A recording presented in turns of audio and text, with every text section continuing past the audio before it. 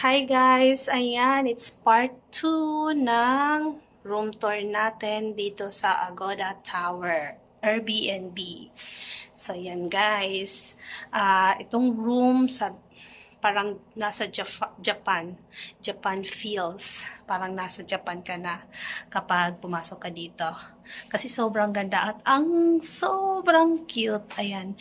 Minsan lang ako guys maka-appreciate ng ng ng lugar or ng room.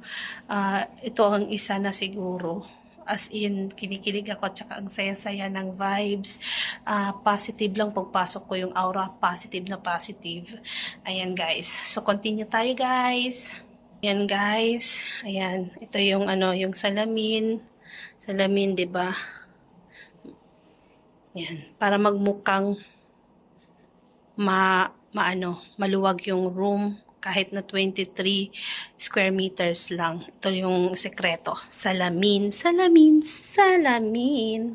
So yun guys, dito sa side na to, nandyan yung Wi-Fi, figurines, display, lamps, may tables dito, tsaka may ano dito ng tawag dito, plastic. And then, meron ditong lagayan. Ayan guys, lagayan. So, meron ditong remote control. Ayan, may Netflix sila guys. May wifi kasi. So, yun guys. Ito yung yan. Actually, meron doon nakikita pa akong ito, table yan. Pwede kunin siguro kung marami. Kung maramihan, kung 4. Kasi tinan nyo guys, yung bedroom niya. Actually, kasi isang lang ta. Parang isang unit lang talaga. Tingnan nyo guys. Ang ganda-ganda ng interior. Ayan, mayroong hagdanan. Dito sa side, mayroong parang same siya guys. So, in-interioran talaga nila ng bonggang-bongga. Tapos tingnan nyo guys. Oh. Diba ang ganda-ganda guys? Ganda ng sobrang cute ng Ayan, dito naman sa side na to. Tapos andyan yung TV. Yan, yung aircon. Yung TV parang nasa 65 inches ata yan. So yan. Yan guys, ang ganda no. Ang cute ng room. Good for good for 4 persons. Pero isa lang ako. Mag-isa lang ako. So yun guys. Ayan. Siguro guys, wala atang nag-book sa 4 packs. Kaya ito binigay sa akin. So anyway, sorry. So yun guys, ang ganda ng room no. Sobrang cute. Sobrang cute at ayan, ang ganda ng nasa parang side lang. Ayan. Kasi nilagyan ng in-elevate, merong magdanan. Ayan guys. So, kung mayroon kayong maliit na room or maliit na kwarto, gawin nyo ganitong idea. Tawag dito? Interior design.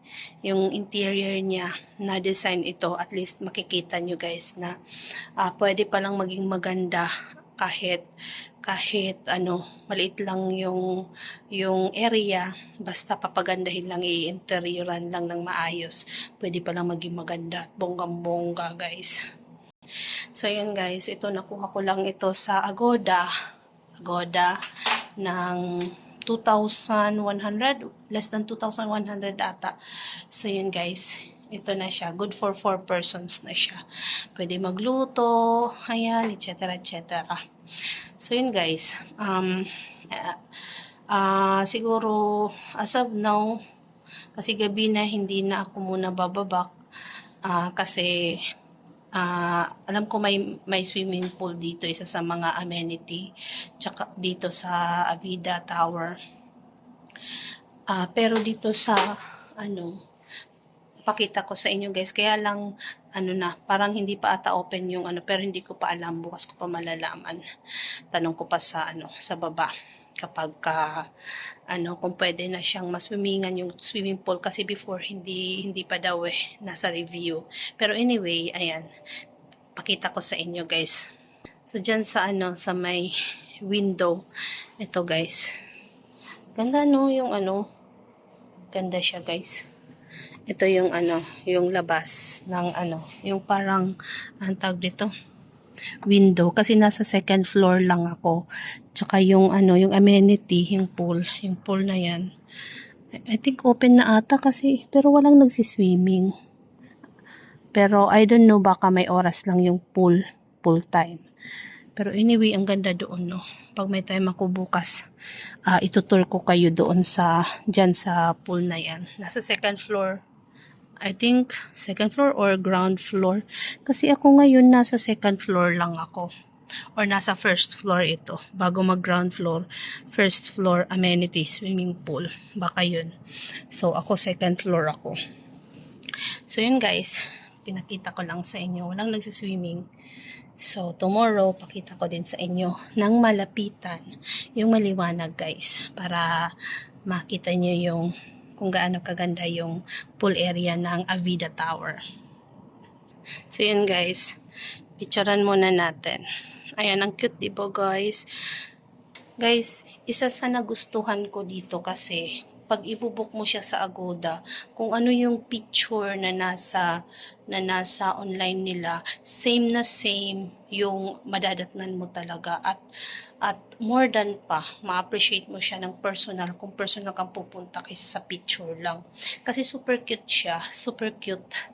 Pero hindi siya tipo yung parang maliit. Pero although maliit lang siya talaga kasi 23 square meters nga lang. Kaya lang parang lumuwag siya dahil sa mga mirror. Yun. So yun guys, ayan ang kagandahan dito, may wifi, tapos may Netflix. Mag-Netflix ako, ang ganda ng ano, ang laki ng TV natin guys. Yun. So yan. Kung ako tatanungin, next time siguro napunta ko, babalik ako dito for sure. For sure talaga, babalik ako. Kasi ang ganda dito, guys. Sulit yung pera mo. Pero, ang ano lang dito is wala siyang free breakfast. Kasi nga, Airbnb siya, hindi naman siya hotel. So, yun guys. Ipasilip ko lang uli sa'yo ng mabilisan uli.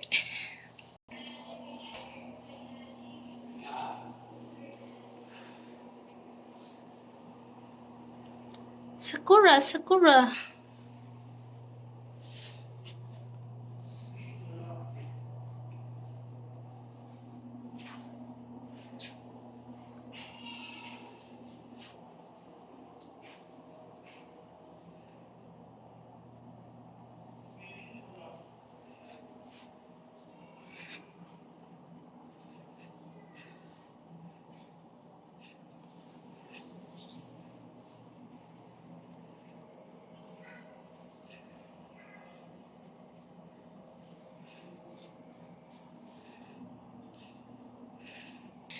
So, yun muna guys. Bye-bye! See you again on our next vlog. Ayan, abangan nyo guys. Bye!